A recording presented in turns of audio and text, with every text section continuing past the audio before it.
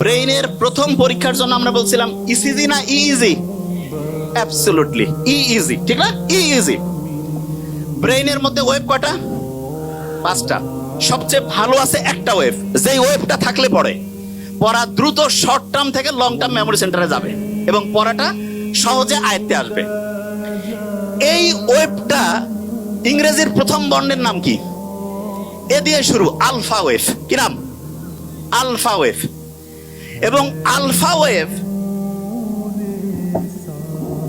এইটা যখন ব্রেইনে তৈরি হয়, প্রতি মুহূর্তে 8টা থেকে 12টা, প্রতি সেকেন্ডে 8টা থেকে 12টা ঢেউ চলে। কয়টা?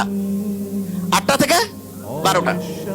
এখন অনেকে বলতে পারে যে ভাইয়া, ব্রেইনের মধ্যে যদি জলোচ্ছ্বাস হয়, যে খুব ঢেউ বাড়তেছে, তাইলে কি হবে?